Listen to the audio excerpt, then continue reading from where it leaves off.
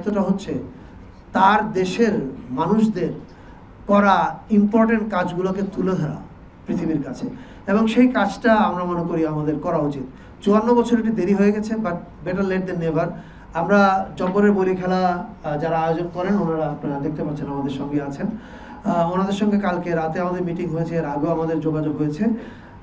আগামী বছর থেকে জব্বরের বলি খেলা আয়োজনের সঙ্গে যারা যারা আছেন তারা তো থাকবেনই, তার সঙ্গে সংস্কৃতি মন্ত্রণালয় যুক্ত হবে।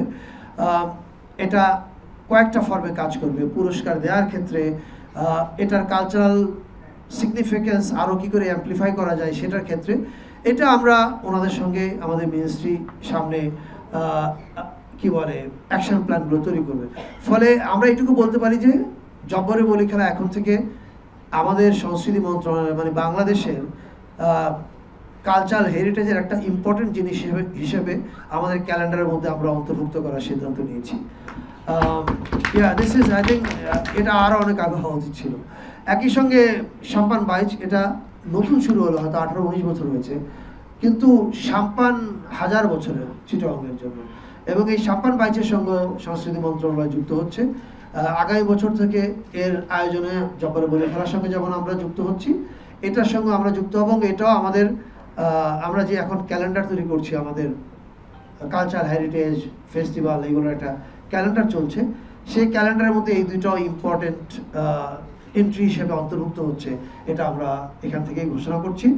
আর চিটাগং দিয়ে শুরু হলো, কিন্তু এই কাজটা শুধু চিটাগংয়ে হবে তা না, সারা দেশের সব জায়গাতেই একটু আগে আমি যেমন বলেছি তালিকার কাজ শুরু হয়েছে। আমরা মনে করি এই কাজগুলো আমরা করে দিয়ে যাব, এবং আমরা জানি আমরা অনেক লম্বা সময়ের জন্য আসিনি, কিন্তু এই কাজগুলো পরবর্তীতে যারা গণতান্ত্রিকভাবে নির্বাচিত হয়ে সরকার পরিচালনার দায়িত্বে আসবেন, আমার স্থির বিশ্বাস তারা এই কাজগুলো কন্টিনিউ করবেন, কারণ ভালো কাজ কেউ থামাতে চায় না। সো আমি নিশ্চিত তারা এটা কন্টিনিউ করবেন। আপাতত আরেকটা প্রসঙ্গ বলবার আছে, সেটা হচ্ছে আমরা চিটাগংয়ে যেহেতু এসেছি, আমাদের আরও অনেকগুলো প্রতিষ্ঠান আছে যেগুলো আমরা ভিজিট করছি।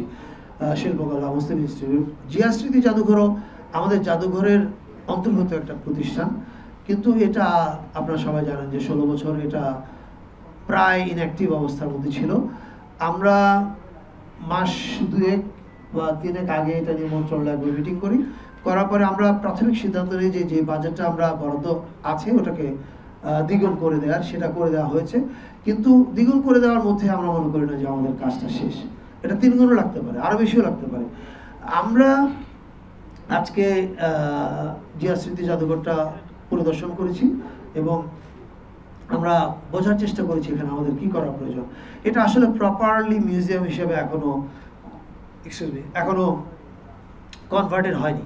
এটার কিউরেশনের কাজ এখনো প্রপার না, এটা আরও প্রপারলি কিউরেট করা দরকার। এটার সঙ্গে কিউরেটর টিম যেমন থাকা উচিত, এটার মডার্নাইজেশন যেমন হওয়া উচিত, অ্যাট দ্য সেম টাইম এটার পেছনে একটা রিসার্চ টিমকে এঙ্গেজ করা উচিত, কারণ এটা শুধুমাত্র চিটাগংয়ের জিয়াউর রহমানের প্রসঙ্গ না, জিয়াউর রহমানের এন্টায়ার লাইফ এর প্রসঙ্গ, স্টার্টিং ফ্রম 71-এর স্বাধীনতা যুদ্ধের ঘোষণা থেকে শুরু করে ওনার রাষ্ট্র পরিচালনা, সেই সময় অনেকগুলো সিগনিফিকেন্ট ব্যাপার আছে। তো এইটার একটা রিসার্চ টিমও তৈরি করার সিদ্ধান্ত হয়েছে আমাদের। এগুলো আপনারা আগামী 15 থেকে 20 দিনের মধ্যে এই কমিটিগুলোর প্রগ্রেস জানতে পারবেন, এবং কাজ শুরু হবে।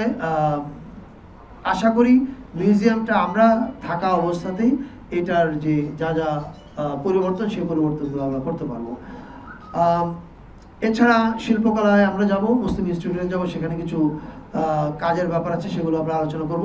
আমি আপাতত এখানে থামতে চাই। আমি চাই জব্বরের বলি খেলা যারা আয়োজন করেন ওনাদের মধ্যে একজন, এবং সাম্পান বাইচ যারা আয়োজন করছেন ওনাদের মধ্যে একজন ওনাদের অনুভূতি বা প্রতিক্রিয়াটা যদি বলেন, because they are the most important person. তারা এটাকে এতদিন কন্টিনিউ করেছেন, আমরা জাস্ট তাদের পাশে এসে দাঁড়িয়েছি, আমরা এটার কোনো কৃতিত্ব আমাদের না। সো আপনারা সাম্পানের যারা আয়োজক আছেন ওনাদেরকে, এই যে সাম্পান শোভাযাত্রা, এটা আপনারা পহেলা বৈশাখেও করেন প্লিজ। অর্থাৎ আপনাদের আয়োজন বেড়ে গেল, 2টা লাগবে, কিন্তু এটা করেন। আমি will be part of it. আমরা এটা একটা পার্ট হতে চাই, এবং আপনি জাস্ট ইমাজিন করেন আমাদের নববর্ষ কত বিচিত্র রকমভাবে পালিত হয়, এবং এটাই বাংলাদেশের শক্তি। যেমন ফাগুয়া উৎসব হয়েছে এবার চা বাগানে, ওদের বক্তব্য, চা বাগান শ্রমিকদের বক্তব্য, ওরা এর আগে এত বড় এত মানুষের অংশগ্রহণ করে নাই। সো আমরা সেই চা বাগান থেকে শুরু করে বান্দরবন হয়ে চট্টগ্রামের সাম্পান, মানে আমরা যত রকমের আমাদের কালচারাল ডিসপ্লে করতে পারি, লেটস ডু ইট। ফলে শুধু আপনাদের এই সাম্পান 22 না, নববর্ষে আপনারা যেন সাম্মান শোভাযাত্রা করেন, আপনাদের মধ্যে অনুরোধ থাকলো। আমরা মন্ত্রণালয়ে এটার সঙ্গে যুক্ত থাকবো এবং মন্ত্রণালয়ের ফাইলে প্লিজ এটাও ঢোকান যে সাম্মান শোভাযাত্রা হবে। Thank you so much. আমরা এখন একটু আপনাদের কি নিয়ে চলেন বাইরে যাই, সবাই একসঙ্গে ছবি তুলবো। ও আচ্ছা আচ্ছা, বক্তব্য আছে। হ্যালো, সংস্কৃত উপদেষ্টা, আপনাকে ধন্যবাদ যে আপনি এসছেন এবং চট্টগ্রামের আজকে সাংবাদিকদের এত বিশাল সাংবাদিক সবাই আজকে একত্রিত আপনার বক্তব্য শোনার জন্য। আপনাকে সর্বপ্রথম ধন্যবাদ জানাই যে স্বাধীনতার ঘোষক শহীদ রাষ্ট্রপতি জিয়াউর রহমানের স্মৃতিবিদিতেও এই জিয়া জাদুঘরে গিয়েছেন। দীর্ঘ 16 বছর এখানে আমরা যেতে পারিনি। কেন যেতে পারিনি সেটার ইতিহাস বলার দরকার নেই, সবাই আমার সাংবাদিক বন্ধুরা আপনারা জানেন। তবে আজকে এই জিয়া স্মৃতি জাদুঘরের সামনে আপনি দেখে এসছেন, তার সামনে যে বিশাল মাঠ, আমার এখনো মনে আছে সাবেক সচিব, চট্টগ্রামের সাবেক বিভাগীয় কমিশনার বলেছিলেন, মোহাম্মদ ফারুক সাহেব বলেছেন গ্রিন বেল করতে, যে কারণে সেদিন যারা দায়িত্বে ছিলেন তারা করেননি। পরবর্তী পর্যায়ে এটাকে একটা আপনার একটা শিশু পার্ক করেছিল এবং সেটা শিশু পার্ক হয়নি, সেখানে হয়ে গেছিল দোকানপাট। এখন আবার এটাকে উদ্ধার করা হয়েছে, কিন্তু এখানে দুর্ভাগ্যজনক বলে আজকে সবাই মাধ্যমে প্রতিবাদ জানাচ্ছে, এখানে একটা হসপিটাল করা হচ্ছে। সার্কিটাওদের যে সৌন্দর্য, এখানে যেই খেলার মাঠের সৌন্দর্য, সেটাকে বন্ধ করে যদি এখানে একটা হসপিটাল হয়, অত্যন্ত দুঃখজনক। চট্টগ্রামের মানুষ কিন্তু এই বিভাগকে প্রতিবাদ জানিয়েছে। আমি আপনাদের সামনে আজকে প্রতিবাদ জানাইছি চট্টগ্রাম প্রেস ক্লাব থেকে এবং চট্টগ্রামের সাংবাদিক সমাজের পক্ষ থেকে, চট্টগ্রামের জনসাধারণের পক্ষ থেকে প্রতিবাদ জানাই।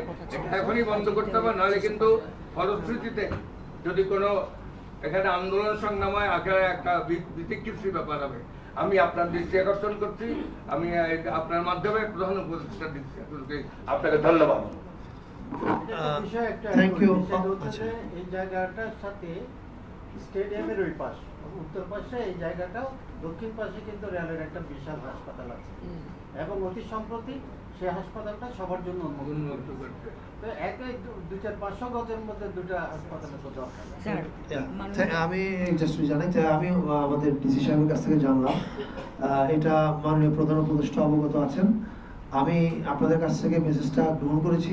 আমি এটা ঠিক জায়গায় এটাকে পেশ করব এবং এটা নিয়ে যেন একটা আলোচনার রাস্তা শুরু হয় সেটা আমি বলবো। এটুকু বলতে পারি। Thank you. চট্টগ্রামবাসী চায় যে এটা স্যার সংস্কৃতি বিষয়ক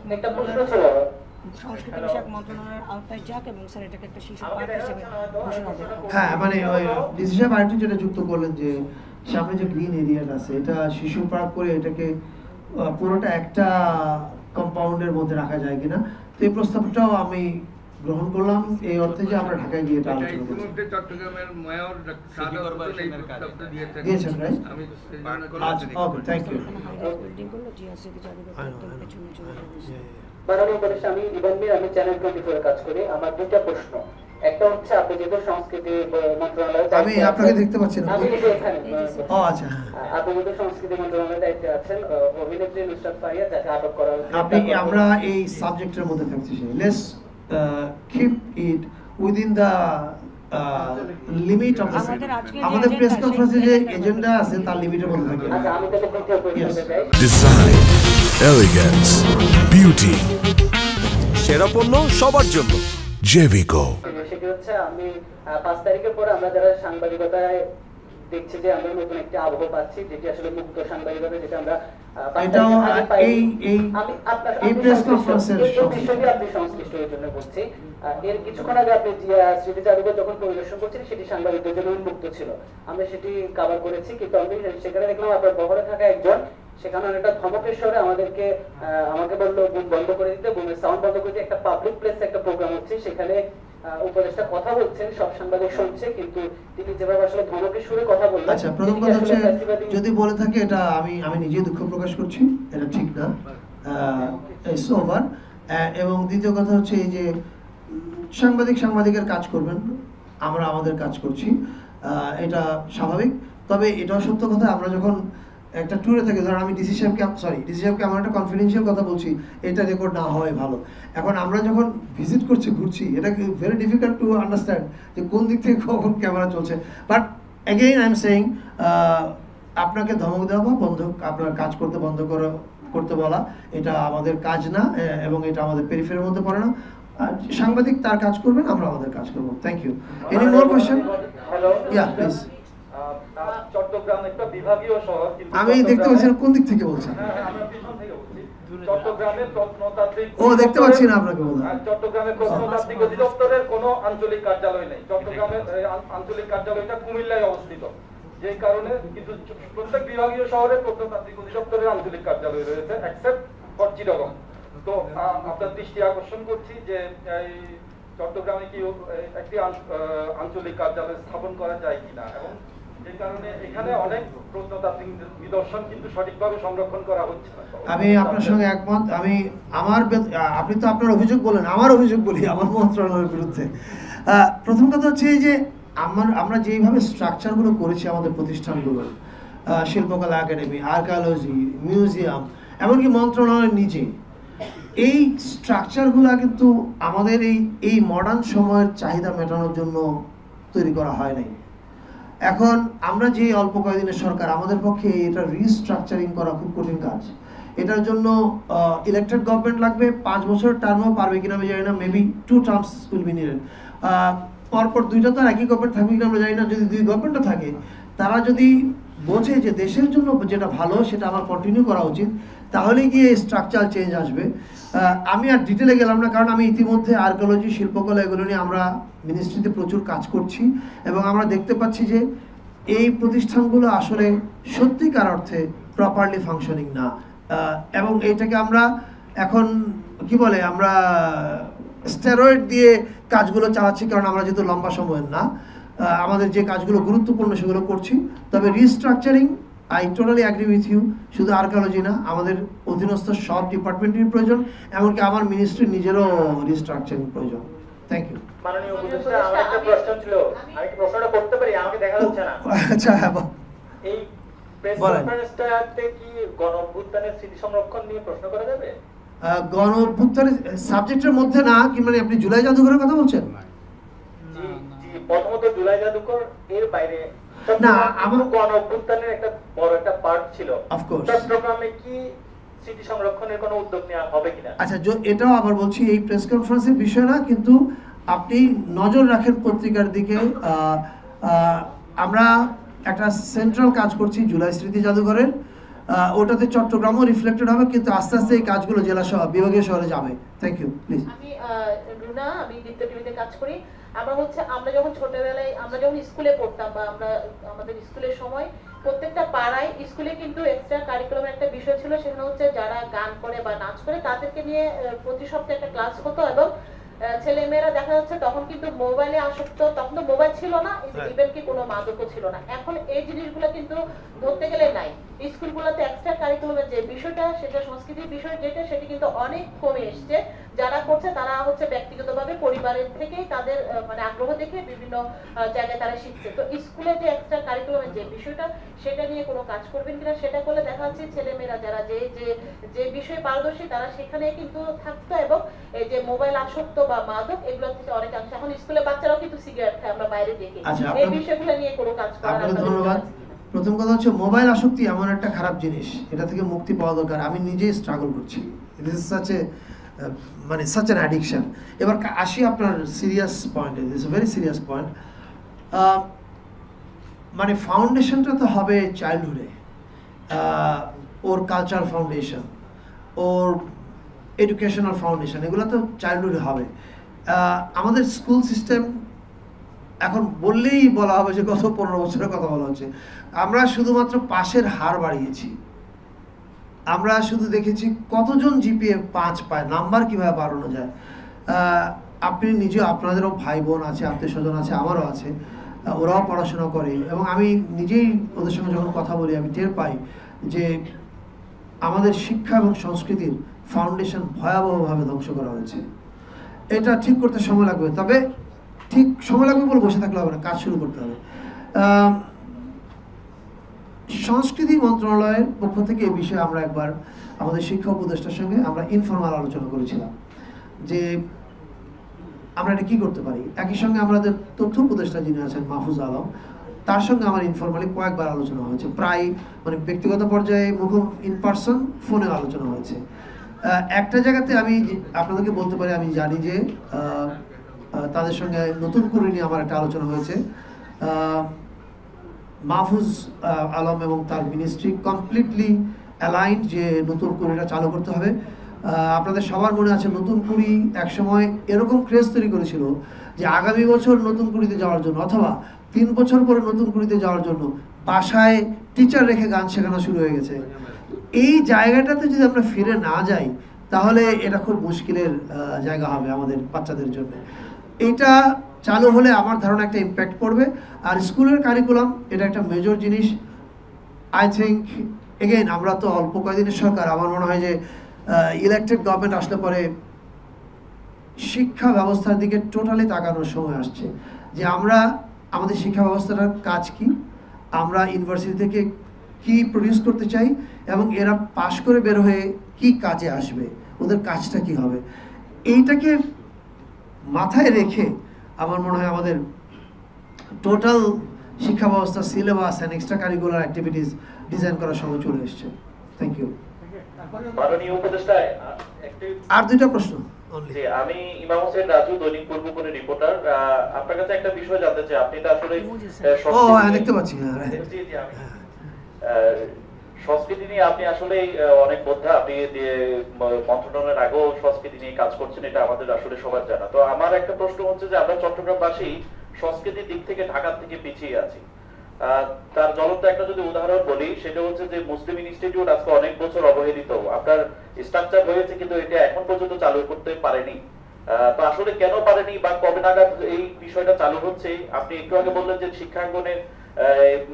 শিক্ষাঙ্গনের ছাত্ররা মোবাইলে আসক্ত হচ্ছে, সবকিছু সে ছাত্রদেরকে, শিক্ষার্থীদেরকে বিভিন্ন সংস্কৃতিতে ইনভলভ করার জন্য আপনারা চেষ্টা করছেন বিভিন্ন মাধ্যমে, কিন্তু এই যে সংস্কৃতির যে প্রাণ কেন্দ্রগুলো আছে সেগুলো বন্ধ অবস্থায়, অচল অবস্থায়, চালু করা যাচ্ছে না। যদি এটার ব্যাপারে কোনো আপডেট, কোনো তথ্য আছে কিনা একটু জানাবেন। আচ্ছা, আমি ইন পার্টিকুলার মুসলিম ইনস্টিটিউট সম্বন্ধে উত্তর দিতে চাই না, কারণ এটা এখনো নির্মাণাধীন আছে।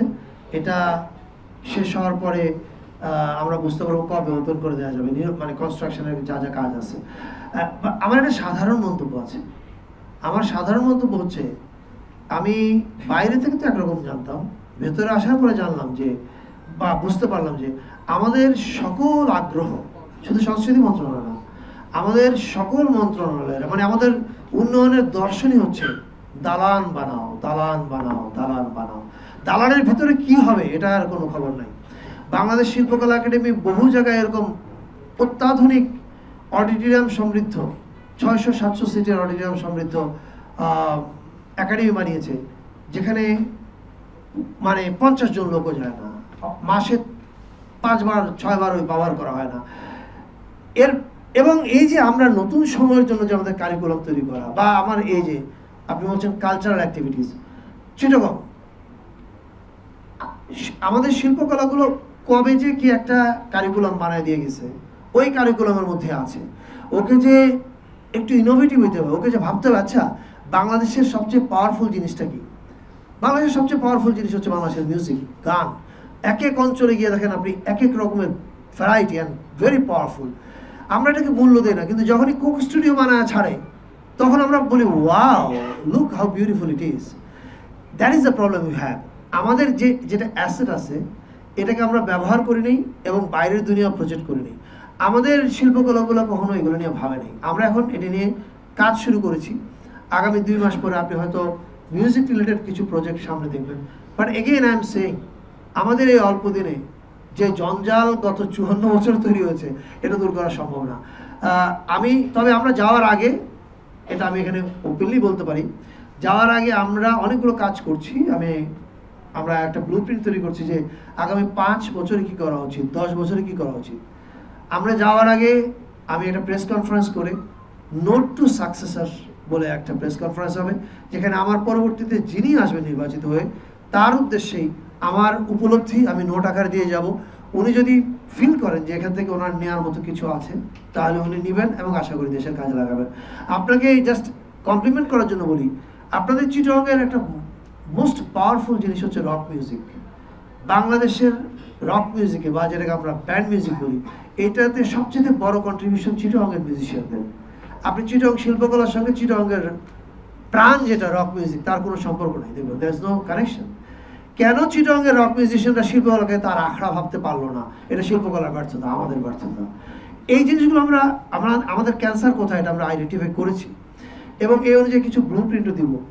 But again as I said, আমাদের এই সীমিত সময়ে সব পরিবর্তন হতে দেখবেন না, তবে সমস্যাগুলো আমরা চিহ্নিত করে সমাধানের কিছু রাস্তা বলে যাব আমার সাকসেসর যিনি হবেন তার জন্য। Thank you. One last question then will leave. Yeah, thank you. Zia স্মৃতি জাদুঘরে আমরা পরিদর্শন করেছি। আপনারা জানেন যে এটা গত 15-16 বছর অলমোস্ট ইনঅ্যাক্টিভ ছিল। এটা আমার মন্ত্রণালয়ের অধীনেই একটা প্রতিষ্ঠান, ফলে এটা আমার দায়িত্বের মধ্যে পড়ে এবং পড়ার কারণে আমরা আজ থেকে মাস 3 আগে আমাদের মিনিস্ট্রিতে একটা ইন্টারনাল মিটিং হয়েছে। সেই মিটিংয়ে প্রথম যে কাজটা করি আমরা, এটার যে বরাদ্দ ছিল সেটাকে আমরা দ্বিগুণ করি। এবার আমরা এসেছি আমাদের অনেকগুলো প্রতিষ্ঠান ভ্রমণ করতে, সফর করতে, তার মধ্যে জিয়া স্মৃতি জাদুঘরও গুরুত্বপূর্ণ।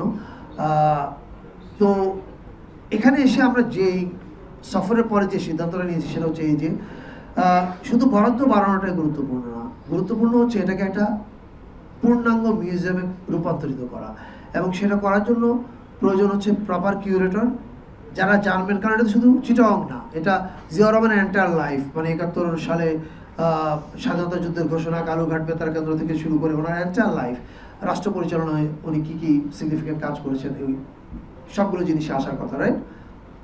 তো এই জিনিসগুলো কিভাবে প্রপারলি অডিয়েন্সের কাছে রিপ্রেজেন্ট করা যায়, এটার জন্য একটা কিউরেশন টিম লাগবে। সেই টিমটা আমরা তৈরি করছি।